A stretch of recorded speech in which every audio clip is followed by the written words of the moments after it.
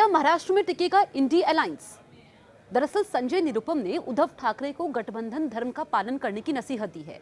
MVA में कुछ भी ठीक नहीं है। महाविकास अघाड़ी जिसमें अभी तक सीटों पर पूरी तरीके से सहमति नहीं बन पाई है, ऐसी 15 सीटें हैं जिसमें अभी भी असमंजस बरकरार है। चाहे फिर हम बात करें उद्धव ठाकरे की, हम बात करें शरद पवार की, हम बात करें कांग्रेस की, सहमति नहीं बन पा रही है। उससे पहले उद्धव ठाकरे ने अपने उम्मीदवारों की लिस्ट शनिवार को जारी कर दी, जिस पर कांग्रेस उद्धव ठाकरे पर भड़की हुई है और उद्धव ठाकरे को नसीहत भी दे दी है।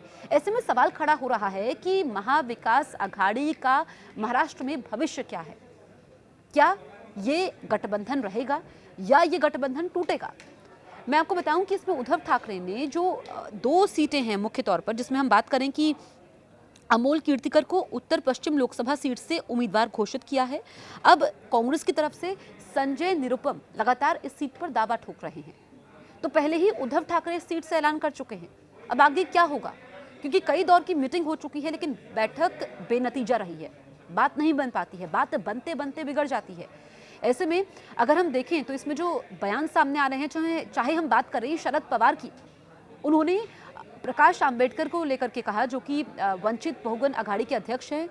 वंचित बहुजन अघाड़ी के अध्यक्ष प्रकाश आंबेडकर को लेकर के उन्होंने कहा कि बाकी सब तो ठीक है। और जब प्रकाश आंबेडकर से पूछा गया था कि क्या वो एमवीए का हिस्सा है, तो उन्होंने कहा कि आपसी मसले सुलझा ले। शरद पवार कहते हैं कि बस प्रकाश आंबेडकर ठीक नहीं है, बाकी एमवीए में सब कुछ ठीक है। अब ऐसे में जब सभी लोग अपनी अपनी महत्वाकांक्षा को आगे रख के दावेदारी कर रहे हैं, तो एमवीए का, महाविकास अघाड़ी का महाराष्ट्र में क्या होगा?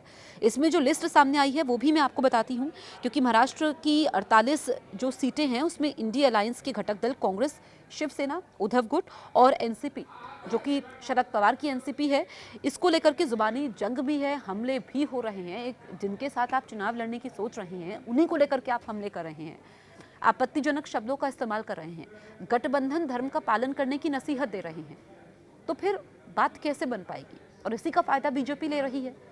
अब मैं आपको बताऊं कि जो शनिवार को लिस्ट सामने आई है उसमें अमोल कीर्तिकर को उत्तर पश्चिम लोकसभा सीट से उम्मीदवार घोषित किया गया है, जिसमें संजय निरुपम जो कांग्रेस से हैं वो लगातार अपना दावा ठोक रहे हैं। इसके अलावा उद्धव ठाकरे पर वो भड़क गए हैं। अब मैं आपको बाकी नाम भी बताती हूँ, किन किन नामों की इसमें घोषणा हुई है। इसमें अगर हम बात करें दक्षिण मुंबई सीट से, तो शिवसेना उद्धव गुट ने अरविंद सावंत को अपना उम्मीदवार बनाया है। अकोला से प्रकाश आंबेडकर को अपना उम्मीदवार बनाया है। शरद पवार की पार्टी ने बारामती से सुप्रिया सुले, शिरूर सीट से अमोल कोल्हे को अपना उम्मीदवार बनाया है। अब देखिए लिस्ट आ चुकी है, तो इसमें सबसे अहम बात यह है कि आपसी सहमति बनी नहीं है। जिन 15 सीटों को लेकर के मतभेद है, 48 सीटों में से जिन 15 सीटों को लेकर के स्थिति क्लियर नहीं है, पहले उसको तो क्लियर करिए। हर दल अपने अपने उम्मीदवार उतार रहा है, तो क्या इसको देख करके ऐसा माना जाए कि ये एकला चलो की राहों पर हैं, अकेले चलना चाहते हैं, या फिर कोई और बात है? इसको लेकर के हमें इंतजार करना होगा।